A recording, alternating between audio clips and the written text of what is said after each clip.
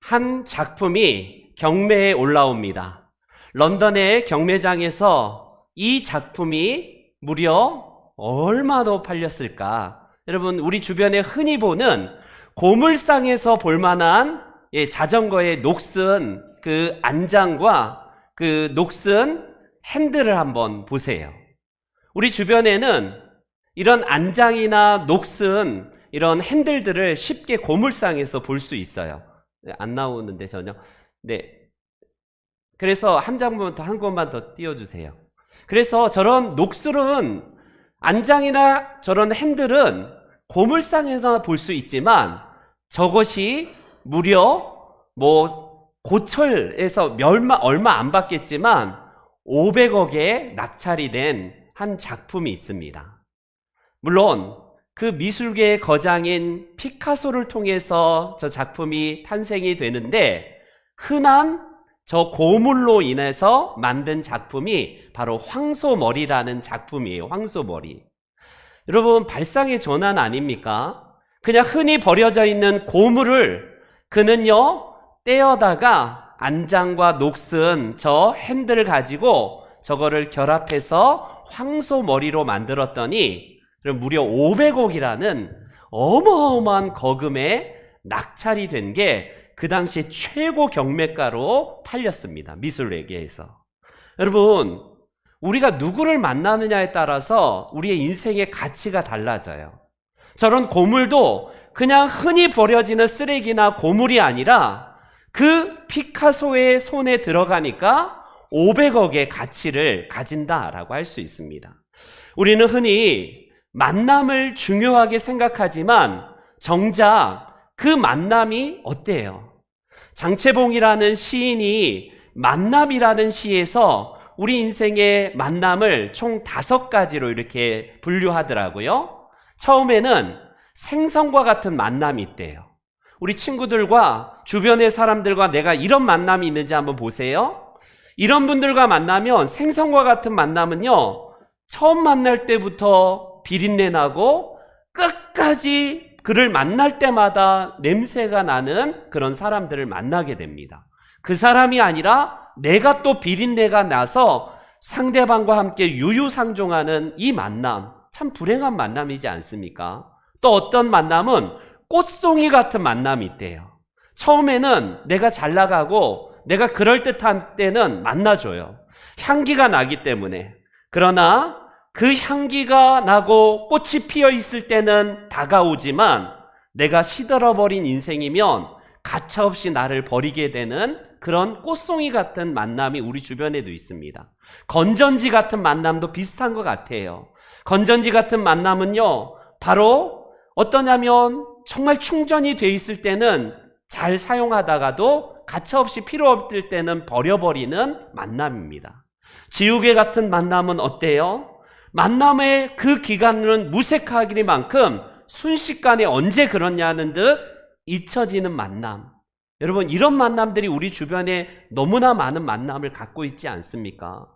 그래서 장채봉 시인은요, 우리의 진정한 만남은 바로 손수건과 같은 만남이 필요하다, 이렇게 이야기를 합니다. 손수건은요, 우리가 땀을 흘릴 때는 땀을 닦아주고요, 우리가 눈물을 흘릴 때는 눈물을 닦아주기 때문에 내가 힘들 때나 내가 열심히 할 때나 항상 나의 곁에서 땀을 닦아주고 눈물 닦아주는 이 만남, 그게 바로 손수건과 같은 만남이 인생의 가장 복된 만남이다, 이렇게 얘기를 해요. 여러분들은 지금 손수건과 같은 만남을 갖고 계십니까?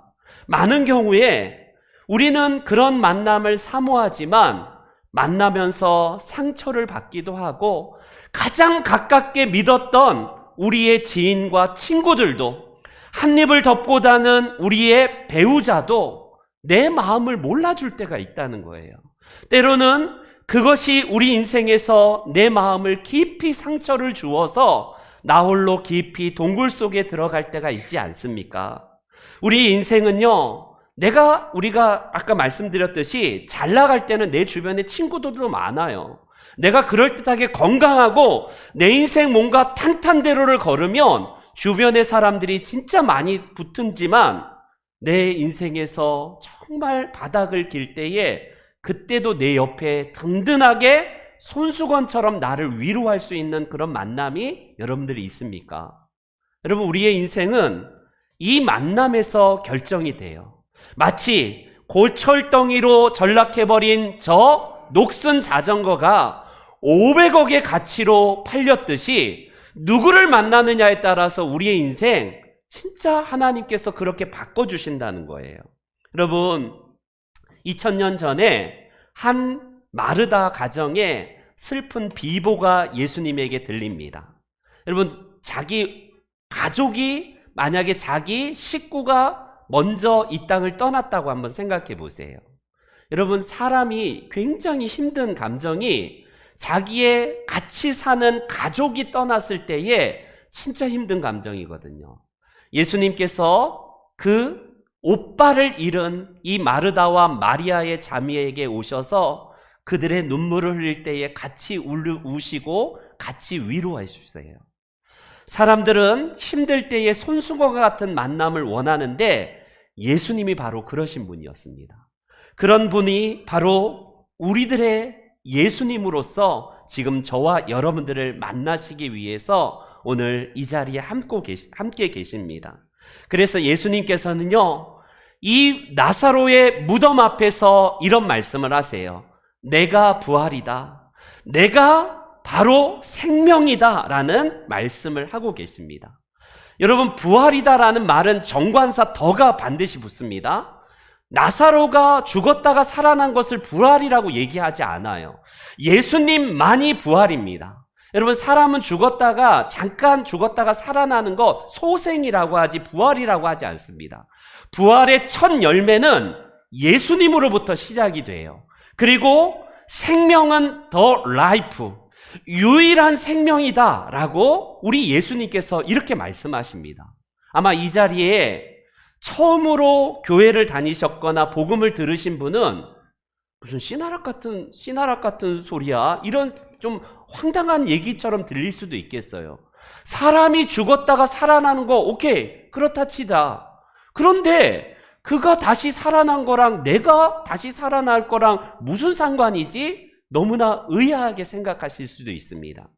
이 예수님이 내가 부활의 첫 열매이듯이 나를 믿는 자도 다시 살게 될 것이고 그 생명을 유업으로 얻게 된다라고 말씀을 하고 계세요. 파우스트라는 작품으로 잘 알려진 우리 괴테, 그 파우스트가 젊은 시절에 영혼마저 악마에게 다 내어주고 나서 그 부활절 아침에 새벽에 독배를 마시기 위해서 그 독배를 들 때에 사단은 계속 충동질합니다. 너 인생 쓸모없어. 너 끝났어. 그래서 이 독배를 든 이 파우스트 앞에 사탄이 계속해서 충동질하여서 결국 인생의 마지막 그 자리에서 독배를 마시고 죽을 때에 그가 교회에서 들려오는 종소리에, 이 부활절의 새벽 종소리에 그가 번쩍 정신이 듭니다. 다음 컷을 한번 보여주시면,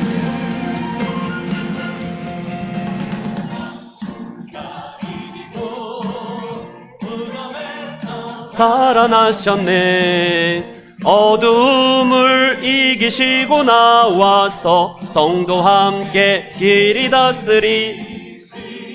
네, 사셨네, 사셨네. 예수 다시 사셨네. 여러분, 이겁니다. 파우스는 그의 영혼을 사단에게 팔아버리고 그의 마지막도 자살로 인생을 끝나려고 할 때에 부활절 새벽에 들려오는 종소리, 예수가 다시 사셨다라는 이 찬양의 소리를 듣고 그는 독배를 내려놓고 그렇게 고백을 합니다. 그가 살아나셨다면 나도 살아날 수 있다. 그래, 다시 시작할 수 있다. 이 마음으로 그는 독배 대신에 부활하신 예수님과 깊이 연합하고 만나게 됩니다. 우리 귀한 성도님들 한 분 한 분이 이 자리에 오셨는데 예수님은 우리에게 손수건과 같은 만남으로 우리 한 분 한 분을 초청하고 계세요. 이 예수님께서 여러분들의 남은 인생, 그냥 짧은 7, 80 살다가 끝난 인생이 아니라 부활하신 분으로서 생명이 되시는 분으로서 우리에게 이 귀한 만남을 초청하고 계십니다. 바라기는 우리 모든 분들이 예수님께서 내가 부활이다, 내가 생명이다라는 이 약속의 말씀으로 여러분들에게 초청하고 계시니 우리 모두가 부활에 참여함으로 말미암아 예수님과 같은 손수건과 같은 아름다운 만남이 이 이후에도 있기를 주님의 이름으로 축원합니다. 아멘. 다 같이 일어나셔서 우리 함께 나를 사랑하는 주님 같이 찬송하고 마치겠습니다.